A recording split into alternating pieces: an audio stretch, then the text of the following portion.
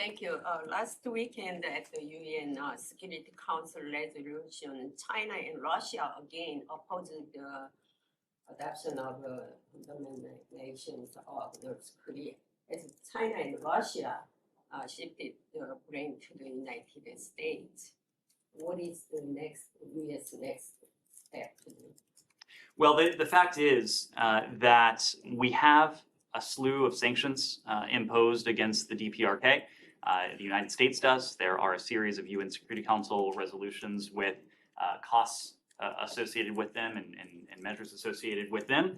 And we've called on all UN member states, but especially members of the Security Council, especially members of the Security Council that have a solemn obligation to uphold the principles of the UN Charter, the principles of the UN system, the tenets of the international order.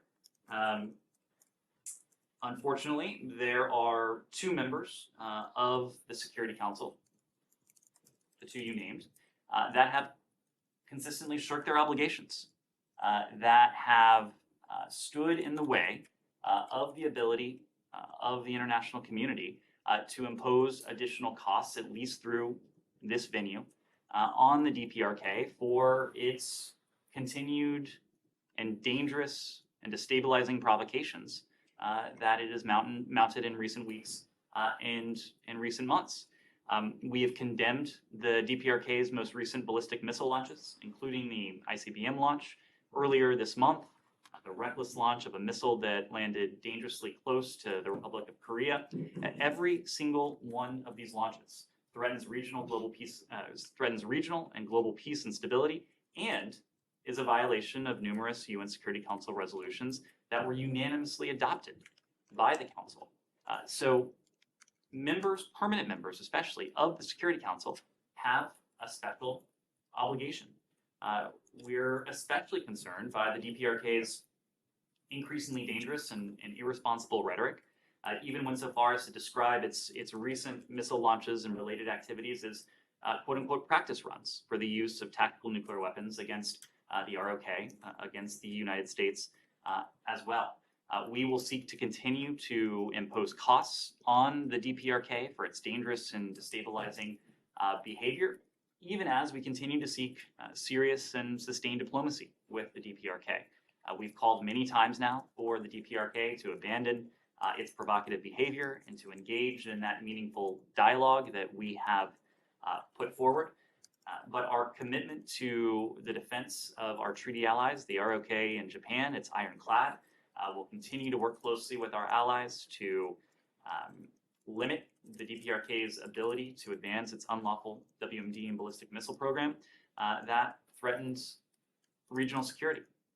When it comes to the Security Council, we heard from multiple UN Security Council members, including all of the elected members, the 10 elected members of the UN Security Council, just how crucial it is to address the advancing threat of the DPRK.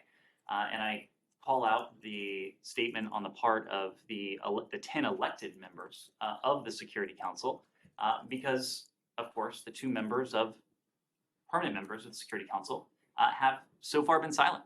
They have been unable or unwilling for various reasons to lend their voices to condemn what is objectively destabilizing and dangerous activity.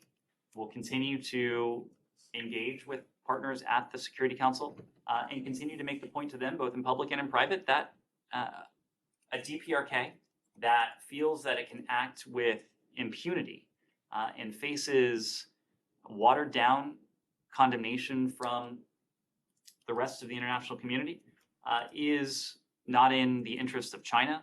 It's not in the interest of Russia. It is profoundly against the interests of the global order. But today, North Korean military commander has released a statement saying it will take a ruthless counter retaliation against South Korea and the United States. How did you respond on this?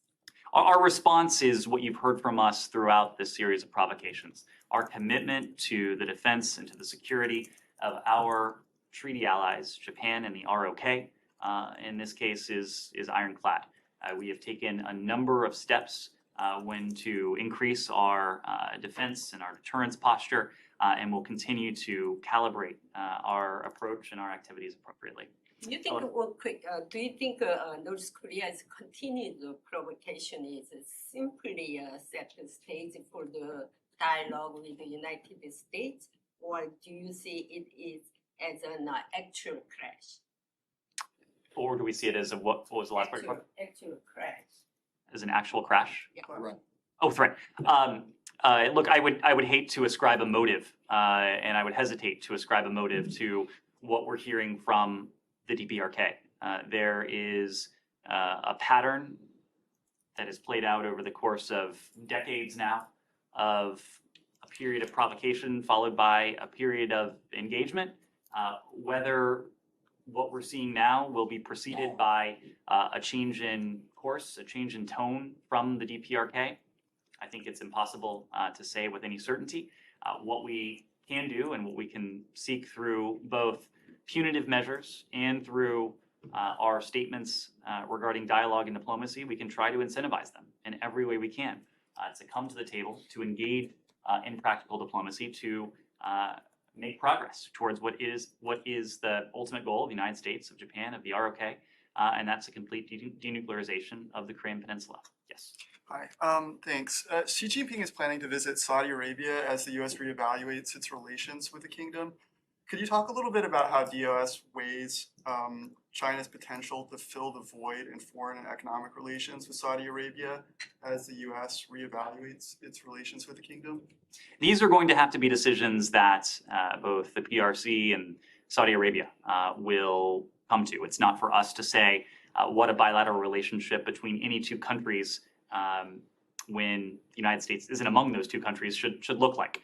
I do understand that, but do you weigh the potential for China to enter into that void as you determine what your future What we weigh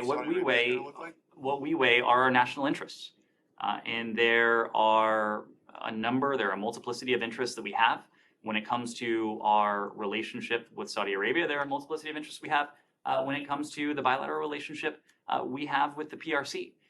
So ultimately, we weigh our approach towards any particular country in terms of those interests. We look at the implications of deepening relations between any two countries or any grouping of countries. We look at the implications that might have in terms of our interests. But ultimately, we are going to pursue a path that is predicated solely on our interests and the values that we bring to our work around the world.